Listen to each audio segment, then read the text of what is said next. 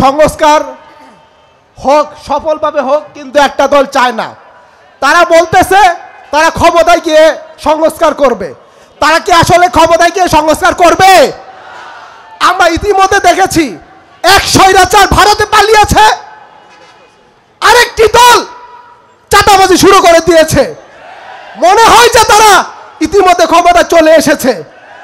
আজকে বলতেছে জুলাই আন্দোলন নাকি ছাত্র জনতা করে নাই, সেটা নাকি সেই লন্ডন থেকে তারেক রহমান নেতৃত্ব দিয়েছে, তারপর জুলাই আগস্টের আন্দোলন হয়েছে। এই কথাটা তো অন্তত ঈদের পরে বলতে পারতেন, ঠিক না? সামনে তো ঈদ ছিল, ঈদের আগে এই কথা কেন বললেন? ঈদের পরে এই কথাটা বলতেন।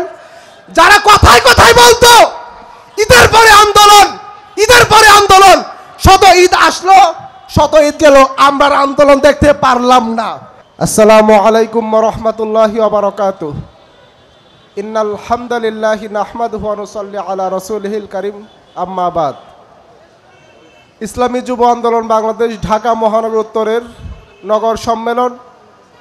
আজকের এই সম্মেলনে প্রধান অতিথির বক্তব্য রাখবেন জুলাই আগস্টের রাজপথে লড়াকু সৈনিক, ইসলামী আন্দোলন বাংলাদেশের সিনিয়র নায়েবে আমির মুফতি সৈয়দ মোহাম্মদ ফয়জুল করিম শাইখে চরমনাই। আমাদের মাঝে উপস্থিত আছেন অধ্যক্ষ হাফেজ মাওলানা শেখ ফজলে বারী মাসুদ। উপস্থিত আছেন ইসলামী যুব আন্দোলন বাংলাদেশের কেন্দ্রীয় সেক্রেটারি জেনারেল জনাব মোহাম্মদ মুফতি মানসুর আহমেদ সাকি ভাই। আজকের এই অনুষ্ঠানে সভাপতিত্ব করছেন মুফতি হাফিজুল হক ফায়াজ। সম্মানিত উপস্থিতি, জুলাই আগস্টের আন্দোলনের পরে বর্তমানে বাংলাদেশে সংস্কার চলছে, কিন্তু এই সংস্কার হোক, সফলভাবে হোক, কিন্তু একটা দল চায় না।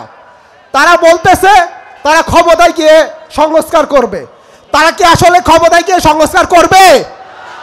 আমরা ইতিমধ্যে দেখেছি এক স্বৈরাচার ভারতে পালিয়েছে, আরেকটি দল চাঁদাবাজি শুরু করে দিয়েছে।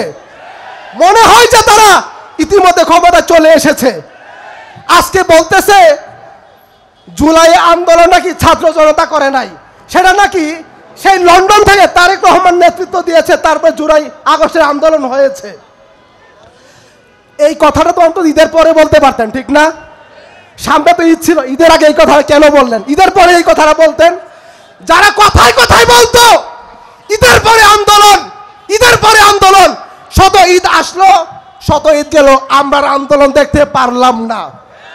অথচ সেই ছাত্ররা 36 দিনের মাথায় ছাত্র জনতার সাথে সমস্ত জনগণ মিলে ঐক্যবদ্ধভাবে আমরা এই স্বৈরাচারকে হটিয়েছি। আমরা চাই না নতুন করে যারা মালয়েশিয়ায় মার্কেট তৈরি করেছে, যারা 5 বার দুর্নীতিতে বাংলাদেশকে চ্যাম্পিয়ন করেছে, তারা ক্ষমতায় আসুক। আমরা চাই না, এটা কোনো জনগণ চায় না। এবং আগামী নির্বাচন হবে পিআর পদ্ধতিতে, আগামী নির্বাচন হবে সংখ্যানুপাতিক পিআর পদ্ধতিতে। এই দাবিতে যদি আমাদের জান দিতে হয়, আমাদের মাল দিতে হয়, আমাদের রক্ত দিতে হয়, আমাদের সময় দিতে হয়, আমরা রাজি আছি তো ইনশাআল্লাহ। নারায়ে তাকবীর।